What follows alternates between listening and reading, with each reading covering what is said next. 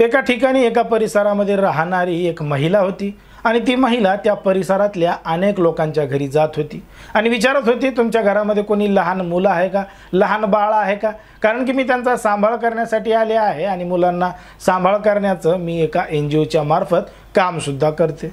मग ज्यांच्या घरी लहान मुलं आहेत त्यांच्या घरी ती महिला जात होती, लहान मुलांचा सांभाळ करत होती आणि त्यांना काहीतरी बहाण्यानं बाहेर फिरायला सुद्धा घेऊन जात होती। अशाच पद्धतीने एका ठिकाणी एका परिसरामध्ये ती महिला एका घरी गेली आणि त्या ठिकाणी जाऊन त्या बाळाचा सांभाळ करू लागली, त्याला फिरायला नेऊ लागली, वापस आणू लागली आणि अगदी चांगल्या पद्धतीने त्याला माया सुद्धा लावू लागली। मग त्या घरच्यांना वाटलं की चांगली बाई भेटली आहे, मुलांचा चांगला सांभाळ करते आणि आपल्या चांगली ओळखीची सुद्धा झाली आहे, म्हणून घरच्यांनी त्या महिलेवर अगदी चांगल्या पद्धतीने विश्वास सुद्धा ठेवला होता। पण मात्र एक दिवस ती जी महिला आहे ती बाळाला बाहेर फिरण्यासाठी घेऊन गेली, पण मात्र ती जी बाळाची आई होती ती त्या बाळाच्या आईला त्या बाळाची काळजी मोठ्या प्रमाणात होती, म्हणून ती म्हणली की तुम्ही त्याला बाळाला फिरायला घेऊन जात आहे, पण मात्र त्या बाळाच्या भाचीला सुद्धा सोबत घेऊन जा आणि लवकरच वापस या, तोपर्यंत मी आराम करते। असं म्हणून ती महिला त्या बाळाला आणि त्या बाळाच्या भाचीला घेऊन फिरायला गेली आणि फिरायला गेल्यानंतर काही अंतरावर जाताच त्यासोबत असणारी जी भाची आहे त्या भाचीला म्हणले, तुला ताण लागली आहे का, मी काय करते तुलासाठी कोल्ड ड्रिंक प्यायला देते। मग ती भाची म्हणली ठीक आहे, काही हरकत नाही। असं म्हणून त्या भाचीला कोल्ड ड्रिंक प्यायला दिलं आणि कोल्ड ड्रिंक प्यायला दिल्यानंतर एका गाडीमध्ये बसवलं। गाडीमध्ये बसवल्यानंतर काही अंतरावर गाडी गेली आणि ती जी सोबत असणारी भाची आहे तिला गुंग आली, ती बेशुद्ध झाली।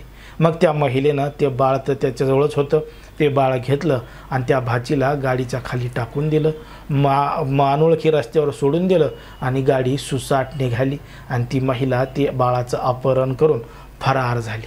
जेव्हा ती भाची शुद्धीवर आली तेव्हा तिनं तात्काळ कोणाच्या तरी मोबाईलवरून घरी फोन केला आणि फोन करून सांगितलं की बाळाचं अपहरण झालंय, ती महिला बाळाला घेऊन पळून गेली।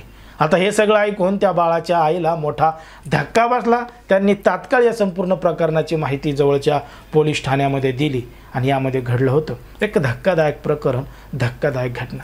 नेमकं काय आहे संपूर्ण प्रकरण, कुठं घडली आहे घटना, हे आपलं अगदी सविस्तरपणे बघायचं आहे। पण जर तुम्ही अजूनही आपलं चॅनल सबस्क्राईब केलं नसेल तर लगेचच करून घ्या आणि बाजूला असणाऱ्या बेल नोटिफिकेशनला सुद्धा ऑन करायला विसरू नका।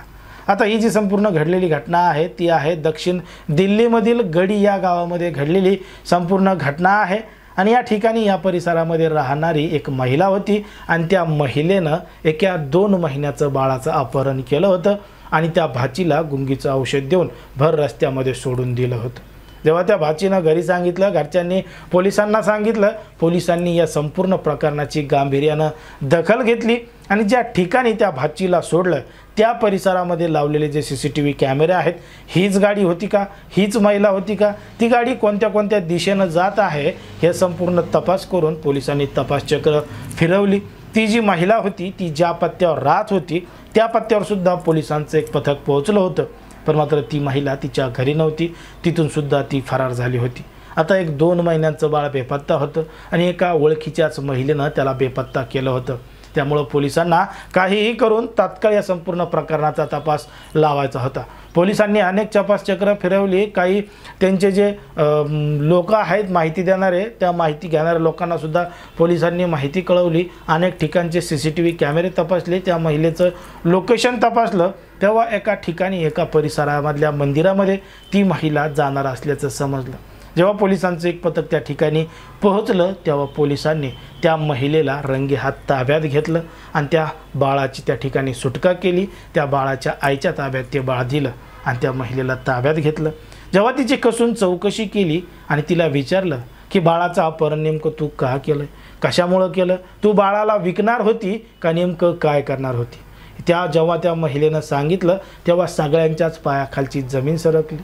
कारण की त्या महिलेनं सांगितलं की तिच्या वडिलांचं निधन झालेलं आहे आणि तिच्या वडिलांचं निधन झाल्यामुळं तिच्या आयुष्यात दुसरं तिसरं कोणी नाही, तिला तिच्या वडिलांवर मोठ्या प्रमाणात प्रेम आहे, म्हणून तिच्या वडिलांना जिवंत करण्यासाठी, मेलेला आत्मा पुन्हा आणण्यासाठी त्यांना कोणीतरी सांगितलं होतं की बाळाचा एखाद्या लहान मुलाचा नरबळी त्या ठिकाणी दिला तर तुझा बाप जिवंत होईल, तुला अशा पद्धतीनं बळी द्यावा लागेल. म्हणूनच त्या महिलेनं त्या व्यक्तीवर विश्वास ठेवून बाळाचा बळी देण्यासाठी त्याचं अपहरण केलं होतं. पण मात्र पोलिसांनी तात्काळ या संपूर्ण प्रकरणाचं गांभीर्य ओळखून त्या आरोपी महिलेला तात्काळ ताब्यात घेतलं होतं आणि त्या बाळाची सुटका केली होती. बघा, समाजामध्ये, देशामध्ये, राज्यामध्ये लोकांच्या मानसिकतेला नेमकं काय झालंय? मेलेला व्यक्ती वापस येऊ शकतो का? जिवंत होऊ शकतो का? कोणाकोणाचा जीव घेतल्यामुळं अशा पद्धतीनं होऊ शकतं का? कोणी म्हणतं पैशाचा पाऊस पाडतो, कोणी म्हणतं धनदौलत सापडून देतो, कोणी म्हणतं काही करतो आणि अशा पद्धतीच्या घटना कराव्या लावतात. लोकांच्या मानसिकतेला नेमकं काय झालंय हाच प्रश्न या ठिकाणी निर्माण होतो. आता अशा पद्धतीच्या घटना देशामध्ये आणि राज्यामध्ये विविध भागामध्ये घडत आहेत. पण मात्र आपल्या आजूबाजूला, आपल्या परिसरामध्ये जर असं कोणी असेल तर तात्काळ याची माहिती तात्काळ जवळच्या पोलीस ठाण्यामध्ये दिली पाहिजे आणि लोकांना सुद्धा सावध आणि सतर्क राहण्यासाठी सांगितलं पाहिजे, जेणेकरून कोणासोबतही अशा पद्धतीची घटना घडणार नाही.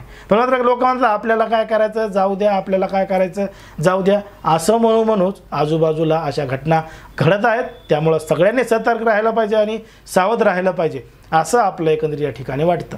पण मात्र ज्या पद्धतीनं या संपूर्ण घटनेमध्ये घडलंय त्याच्यावर तुम्हाला काय वाटतं हे अगदी स्पष्टपणे कमेंटमध्ये सांगा. कारण की कोणाच्याही भावना दुखवणं, कोणाचंही मन दुखवणं हा आपला उद्देश नाही. समाजामध्ये जे घडतंय तेच सांगण्याचं काम आपण या ठिकाणी करत असतो.